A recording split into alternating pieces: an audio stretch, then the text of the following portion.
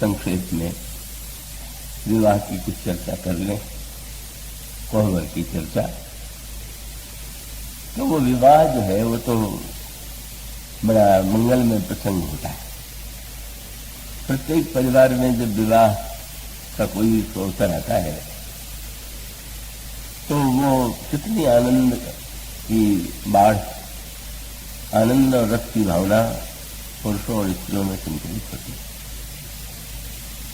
किंतु कभी कभी वो विवाह उतने मंगलमय सिद्ध नहीं होते जैसे होने चाहिए, या उनमें स्थायित्व उतना नहीं होता।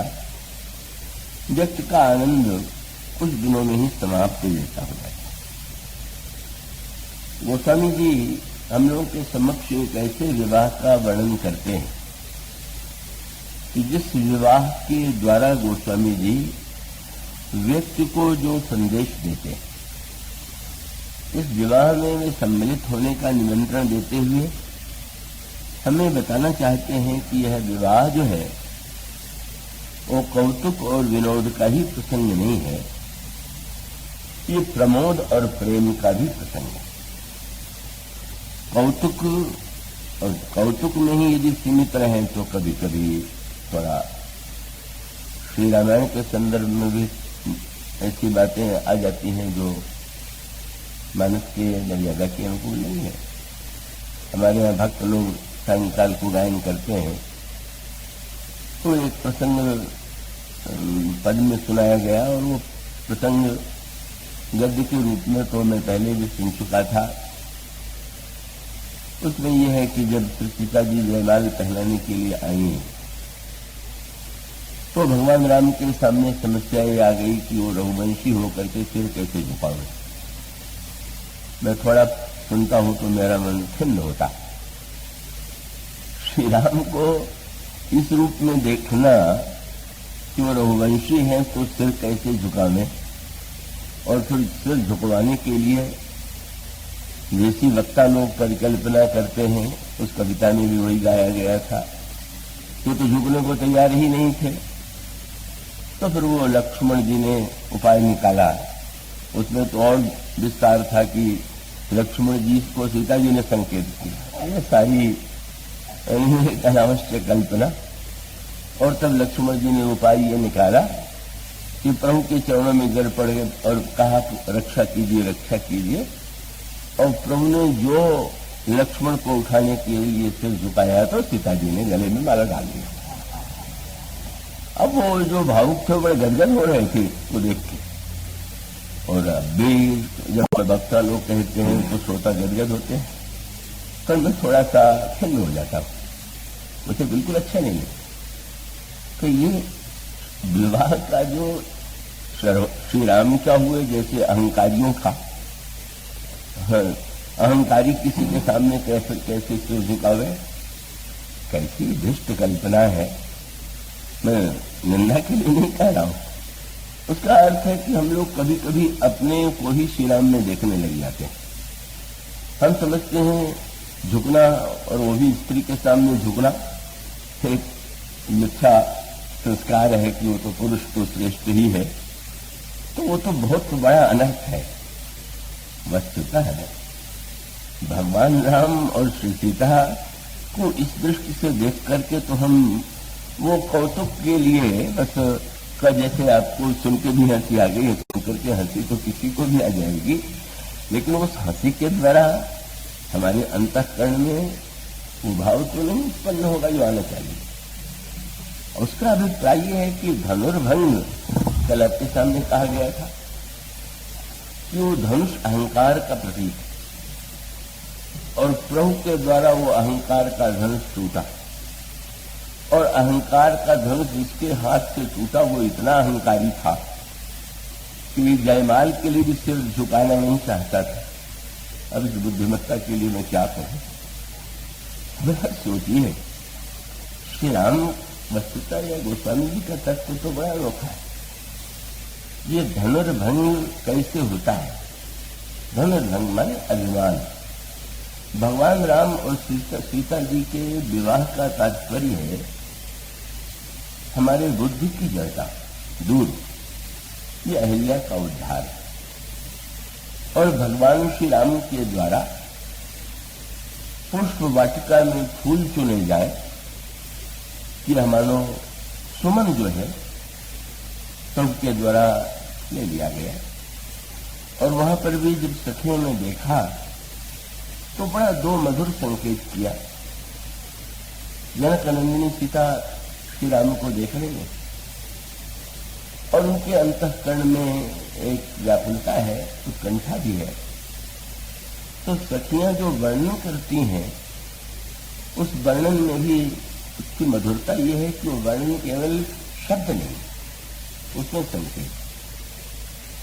अब जब वर्णन करते समय सखी ने भगवान के चरणों से वर्णन प्रारंभ नहीं किया और भगवान के मस्तक से भी न करके पहली पंक्ति आप पढ़ेंगे तो सखी सीता जी की ओर संकेत करती हुई कहती है कि देखिए तो मोर पंख सिर सोहत नीचे, इनके सिर पर मोर पंख शोभा दे रहा है। तो भगवान राम के सिर पर मोर पंख और उसकी ओर जब सखी इंगित करती है, वो रामायण का एक ही प्रसंग है जहां प्रभु के सिर पर मोर पंख है और सखियां सबसे पहले उसी की ओर इंगित करती। और वो दूसरी वस्तु है कि जो भगवान श्री राम के मस्तक पर फूलों की कलियां, गुच्छ बीच बीच कुसुम कली, मानो वर्णन करने वाले की विशेषता ये नहीं है कि वो केवल एक चित्र बना दे। तो चित्र में जो दिव्य संकेत भरा रस है, मानो ये जो दोनों वस्तुएं भगवान राम के सिर पर सुशोभित हो रही हैं, मोर पंख और पुष्प की कलियां, ये कहां से आई? भगवान श्री राम अयोध्या से मोर पंख बांध के नहीं आए और भगवान राम के मस्तक पर मुकुट होता है या एक विशेष प्रकार की टोपी, पर भगवान राम के सिर पर इस समय मोर पंख है और साथ साथ पुष्प की कलियां हैं। मानो सखी का संकेत श्री सीता जी की ओर यह था कि आपके मन में कितना स्नेह है वो तो हम समझ रहे हैं, पर आपके मन में ये बात नहीं आ जाए कि पता नहीं मेरे मन में इतना अनुराग है और उनके मन में मेरे प्रति अनुराग है कि नहीं। तो मानो संकेत ये जो दोनों वस्तुएं हैं तो वो उस वाटिका के हैं जो वाटिका से सीता जी की। और मानो संकेत है कि आपकी बात तो जाने दीजिए, वो तो आपके वाटिका के मोर का जो पंख है वो भी मस्तक पर धारण कर। मानो संकेत ये है कि जब आपके पाले हुए मोर के पक्ष को सिर पर धारण करते हैं तो आपको कहां धारण करेंगे? आप जरा कल्पना तो कीजिए, कितना सम्मान देते हैं। भगवान कृष्ण के प्रसंग में तो थोड़ा भक्तों ने और खुल करके कह दिया, उनके चरित्र में तो मोर पंख उनके सिर पर सर्वदा ही रहता है और भगवान राम के सिर पर उस वाटिका में मोर पंख है। तो कवि ने देखा कि मोर पंख जो है इठला रहा है, ये सोच करके कि संसार समनम्न करता है जिनके सामने उनके मस्तक पर में ही। और तब कवि ने मोर पंख से कहा, उसका नाम मोर चंद्रिका दिया और ये कहा कि मोर चंद्रिका शीस चढ़ तू कस करस गुमान। श्री कृष्ण के सिर पर चढ़ के इतना गुमान क्यों कर रही है? मोर चंद्रिका कह सकती है कि इतने ऊपर उठने पर अभिमान कैसे न करूं, क्यों न करूं? तो उसने कहा थोड़ी देर में तुम्हें पता चल जाएगा। क्या? बोले लक्ष्मी पायन में पड़त सुनियत राधा मान।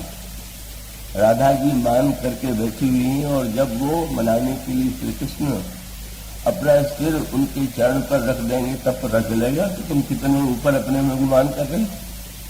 तो भक्तों ने जब यह वर्णन किया तो उसको आप पुरुष नारी के संदर्भ में और पुरुष नारी के संबंध में जैसी धारणाएं आपने पाल रखी है उसके संदर्भ में देखेंगे तब तो आप उस तत्व में जो श्रृंगार की और एक दिव्य रसानुभूति। और इसका अभिप्राय यह है कि आप अपना हाथ सिर पर रखें और आप अपना हाथ चरण पर रखें, तो क्या आपको कोई अंतर लगता है क्या? दोनों में कोई आपको भेद नहीं लगता, और भेद में नहीं लगता कि भाई सिर भी आपका, चरण भी आपका, तो उसमें तो कोई छोटे और बड़े की बात नहीं होती। तो श्री राधा रानी और श्री कृष्ण, जनक नंदिनी सीता और श्री राम जो है वो तो तत्वतः अभिन्न है, और अभिन्न के रूप में गिरा अर्थ जल बीच सम कहियत भिन्न भिन्न, उसमें आप ये धारणा प्रणाम की बात श्री कृष्ण भक्तों ने तुम्हारा संकोच से कह दिया। रसखानी का वो पद आपने सुना ही होगा। रसखानी जी का ब्रह्म को ढूंढने के लिए चारों ओर भटकते रहे, पर वो ब्रह्म जब उनको मिला तो देख के चकित हो गए। उन्होंने कहा, ब्रह्म में ढूंढो पुराणन वेदन, भेद सुनो चित चौगुने चायन, देखो सुनो न कहूं कबहू, वह कैसो स्वरूप और कैसो सुभायन, ढूंढत ढूंढत ढूंढी फिरो, रस खान बतायो न लोग लुगायन। मिला कहाँ? बोले देखो कहाँ वह कुंज कुटीर में बैठो पलोटत राधिका पाए। देखा तो वो कुंज में राधा रानी का चरण दबा रहा है। अब इस दृश्य को आप उस संदर्भ में देखने लगिएगा तो आपको बड़ा विचित्र लगेगा, अटपटा लगेगा। कई लोगों को बड़ा ऐसा लगेगा कि श्री राधा रानी ने तो बहुत बड़ा अपराध किया। मनुष्य का अभिप्राय यह है कि पत्नी को ही पति का चरण छूना चाहिए, और पति ने अगर छू दिया तो लोग व्यस्त हैं चरण छुलाने के, और ये अभिमान पाले हुए बैठे हैं। पर यहाँ तो वस्तुतः संकेत यह है, तो वही संकेत इन्हें समझिए जो श्री कृष्ण के संदर्भ में एक रामायण में ये जो पुष्पवाटिका का संबंध है वो आगे एक प्रसंग से जुड़ा हुआ है। क्या? ये पुष्पवाटिका में भगवान राम को जब श्री सीता जी ने देखा तो सखी ने मोरपंख का वर्णन किया और फूल की कलियों का वर्णन किया, और बाद में ये कहा कि जरा इनके हाथ में जो दोना है उसमें देखो। अंतिम वर्णन यही किया कि सुमन समेत बाम कर दोना।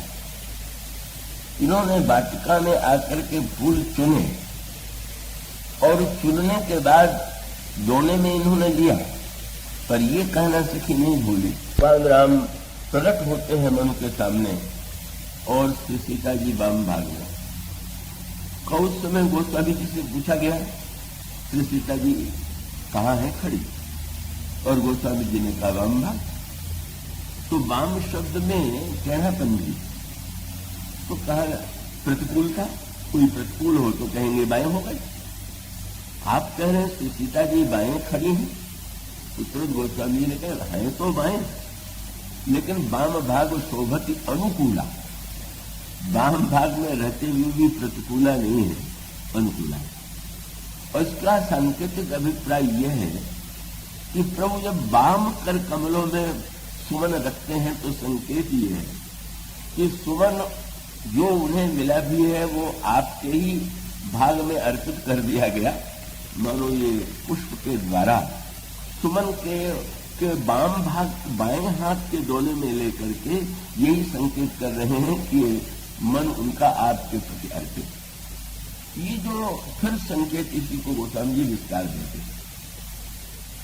श्री सीता जी को मुझे आशा है कि आज नहीं सोएंगे, आज तो जाग करके सुन ही लेंगे। श्री सीता जी जब प्रथम बार देखती हैं तो वो झांकी बड़ी प्रिय लगी, इतनी प्रिय लगी कि वो हृदय में उन्होंने बसा लिया। और जब वो एक लीला में ये भी संयोग का प्रसंग है, फिर वियोग की भूमिका बनी, तो हमको बन जाने की आज्ञा कैकेयी जी ने दी, ब्रह्म जाने के लिए प्रस्तुत।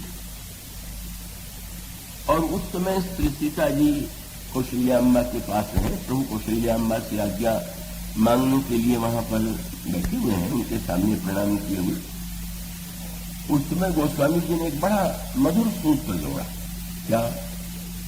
कौशल्याम्बा के संकोच से श्री किशोरी जी बोल तो नहीं पा रहे, लेकिन क्या कर रहे हैं? बोले चारु चरण लख लेखत धरणी और नूपुर मुखर मधुर कवि वर्णी। श्री सीता जी अपने चरण के नाखून से भूमि को कुरेदने लगी।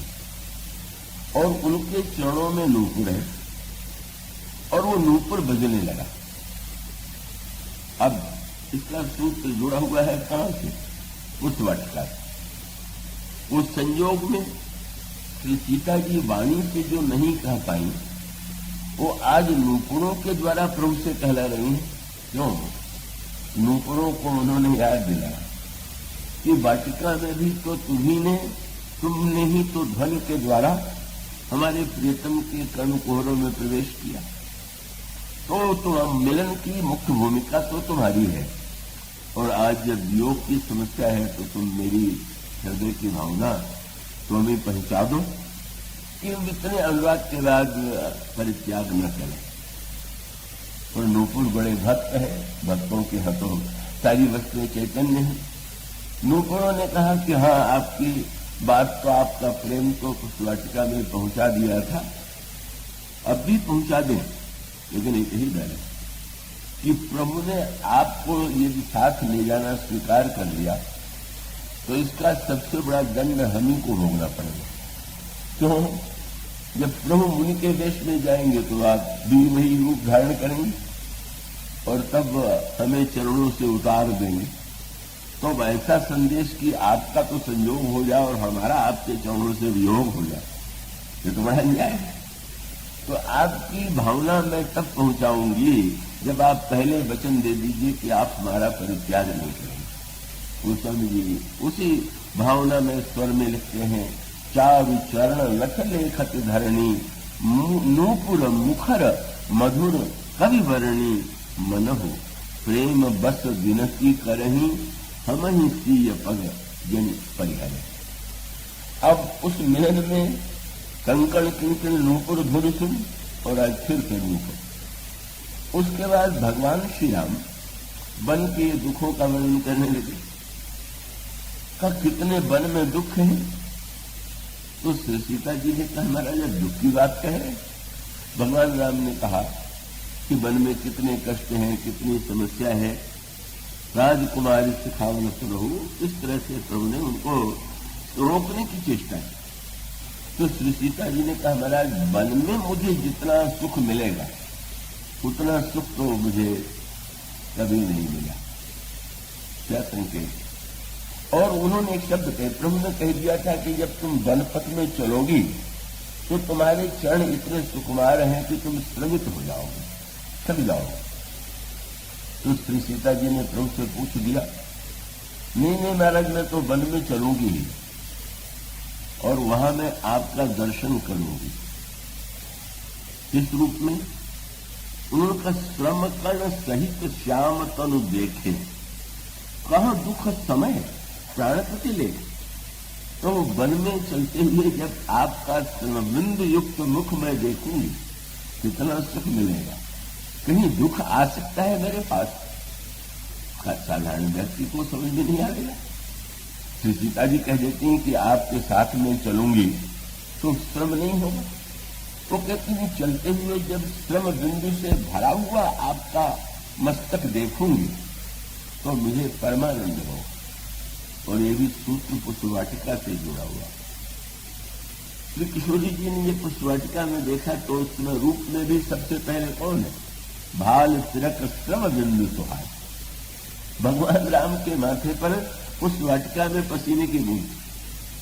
श्री किशोरी जी ने कहा, वो झांकी मुझे इतनी प्रिय लगी कि आपका श्रम बिंदु युक्त मुख देख करके मैं गदगद हो गई और मैंने उसी रूप को हृदय में बसा लिया।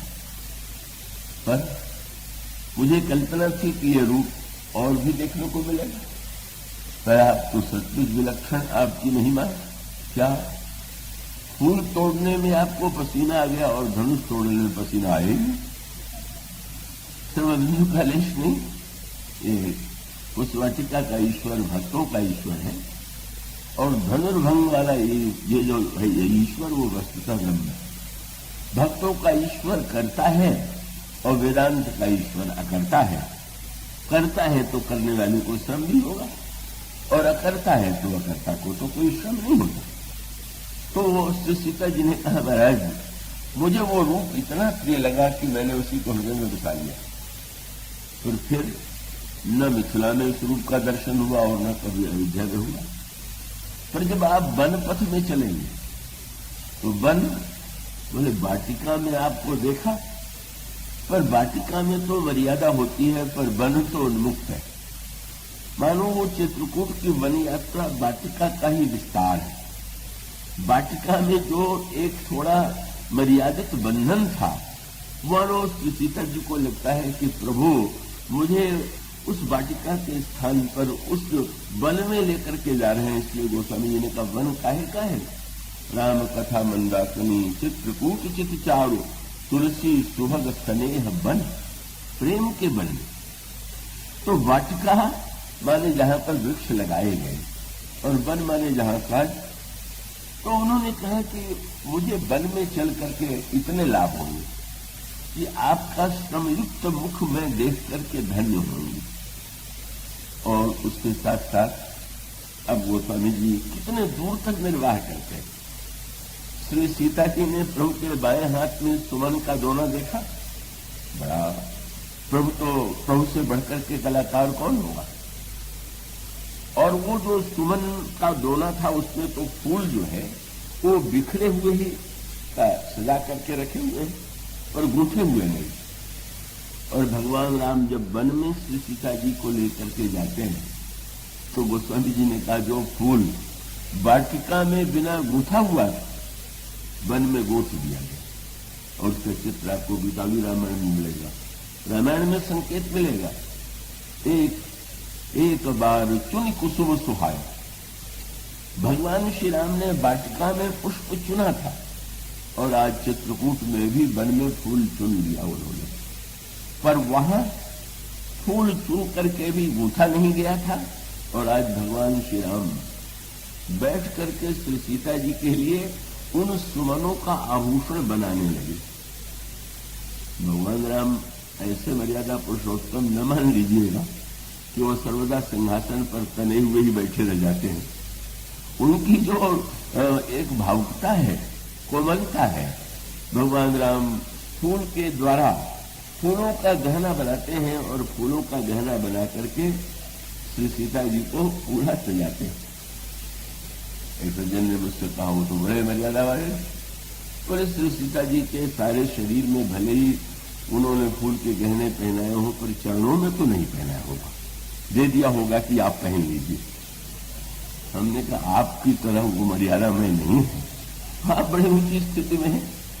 उन्होंने अगर वो छूना भी चाहें तो क्या श्री सीता जी छुलाएंगी क्या? तो देखिए ये तो भावना की बात है। श्री सीता जी या श्री राधा रानी छुला के इसलिए प्रसन्न नहीं होती हैं कि मेरे सामने झुक गए। उनको ये लगता है कि अगर प्रियतम को इससे प्रसन्नता होती है, बस उसका मूल सूत्र ये स्वसुख के लिए नहीं, मैं ये जो स्वीकार करती हैं प्रभु सेवा कर रहे हैं और श्री किशोर जी स्वीकार कर रही हैं, तो जो श्री कृष्ण कर रहे हैं उससे राधा रानी स्वीकार कर रही हैं। मानो उसकी मूल सूत्र इनकी प्रसन्नता जैसी न हो। अगर यही करके ये प्रसन्न होते हैं तो क्यों आपत्ति होनी चाहिए। वो घटना आपने सुनी होगी कि द्वारिका में श्याम सुंदर की जो पत्नियां थी उनको आश्चर्य हुआ कि गोपियों की और राधा के प्रेम की बड़ी चर्चा किया करते हैं। नारद जी से भी पूछा, हम तो नहीं जानते, और फिर क्यों न भगवान से पूछ लिया जाए। भगवान से जाकर के नारद जी ने पूछा, महाराज इतनी रानियां आपकी सेवा में पातिव्रत धर्म का पालन करते हुए संलग्न है, आप उस समय भी गोपियों का स्मरण करते हैं कि प्रेम में क्या विशेषता है। श्याम सुंदर ने तुरंत कहा कि मेरे तो सिर में बड़ा दर्द हो रहा, पहले कोई दवा लाओ फिर प्रश्न उत्तर बाद में करें। अब दवा कौन सी महाराज बताइए आप। तो उनका कोई भक्त अपने चरणों की धूल दे दे तो मेरे सिर की पीड़ा तुरंत दूर हो जाए। अब भगवान ने जब ये कहा तो नारद जी रुक्मिणी जी के पास गए, सत्यभामा जी के पास गए। श्याम सुंदर के सिर में दर्द है और दवा ये है कि अपने चरणों की धूल दे दीजिए। ऐसा कर सकते हैं। हमारे पूज्य हैं, वंदनीय हैं, और चरण की धूल दूं ये अनर्थ मुझसे नहीं होगा। रानियों ने स्वीकार कर दिया। जिस भक्त से कहते थे वो यही कहता था कि हम अपने चरणों की धूल भगवान के सिर पर लगाएंगे, इतना बड़ा पाप हम करेंगे, अनर्थ करेंगे। नारद निराश होकर लौट आए। भगवान ने कहा कि दवा नहीं लाए? बोले महाराज कोई भक्त देने को प्रस्तुत ही नहीं। अरे तो तुम भी तो भक्त हो, तुम्हें अपने चरणों की धूल दे दो ना, घूम रहे हो दवा लेने के लिए। महाराज संसार के किसी भक्त ने जो नहीं किया ऐसा अपराध मैं करूंगा। तो श्याम सुंदर ने पूछ दिया कि ब्रज में गए कि नहीं गए?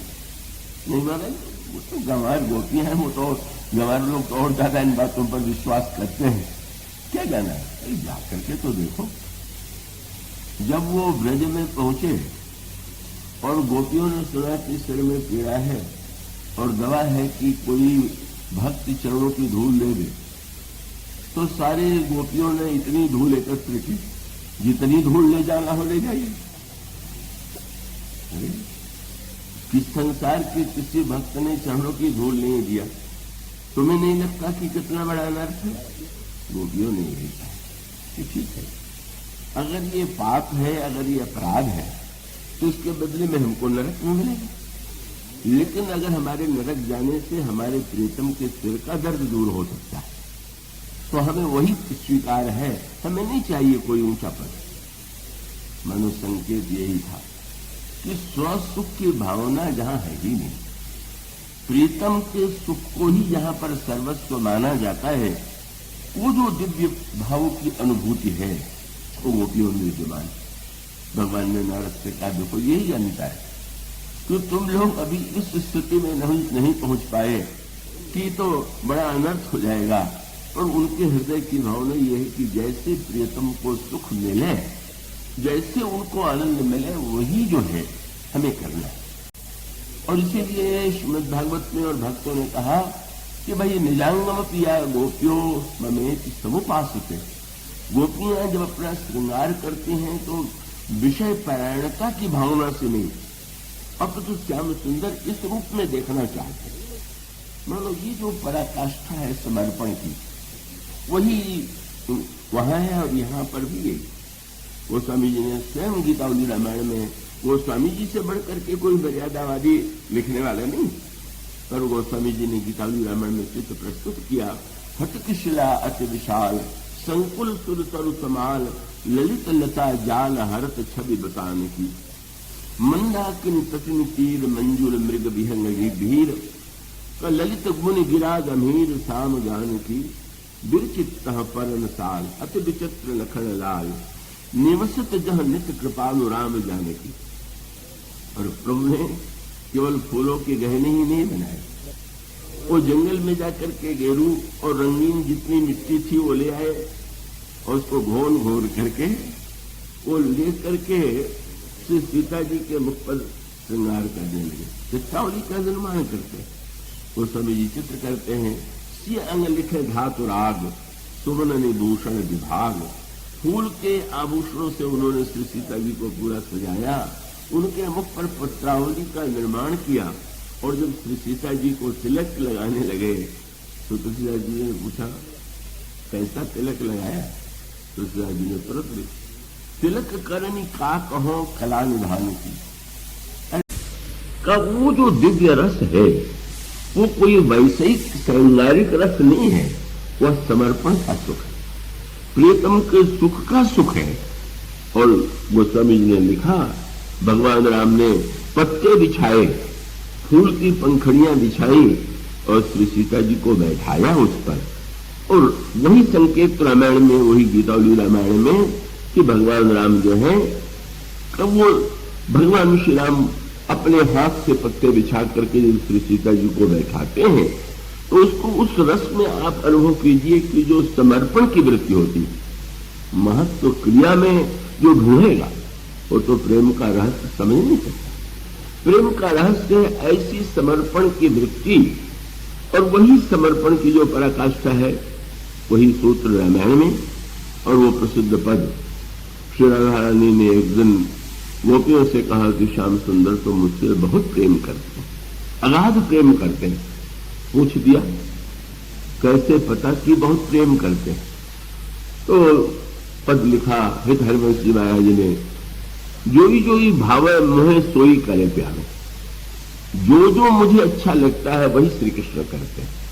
तो संसार में तो प्रत्येक व्यक्ति ये चाहता है। समस्या संसार की यही है कि प्रत्येक व्यक्ति चाहता है कि मुझे जो अच्छा लगता है वही दूसरा करे। हर व्यक्ति केवल अपनी इच्छा ही की पूर्ति चाहता है। और राधा रानी भी कहती हैं कि मुझे जो अच्छा लगता है वही श्री कृष्ण करते हैं। लेकिन अगला वाक्य रहस्य प्रकट कर देता है। गोपियों ने कहा दो चार घटना सुनाइए कि आपने क्या क्या चाहा और कृष्ण ने कैसे किया। श्री राधा जी चुप, बोल ही नहीं रहे। गोपियों ने कहा बोल क्यों नहीं रहे? उनका सखी इस प्रश्न का उत्तर देना असंभव है। क्यों संभव है?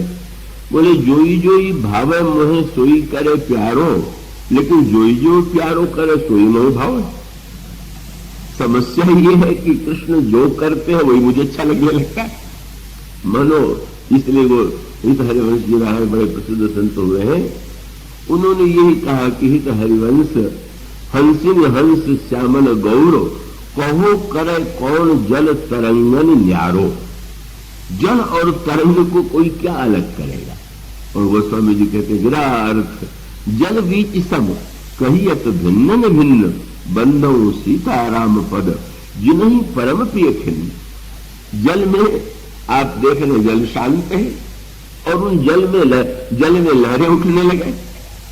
लहरों की एक अलग शोभा है, पर उस जल और तरंग में जैसे कोई भेद नहीं। वही वस्तुतः इन दोनों में इतनी अभिन्नता है जो जल और तरंग की भांति है, इसका संकेत। तो पूरे प्रसंग में समर्पण की पराकाष्ठा है, प्रियतम के सुख की पराकाष्ठा है। अभिमान मिटाने का ये प्रसंग है। अभिमान के संदर्भ के इस रूप में व्याख्या का ये प्रसंग नहीं।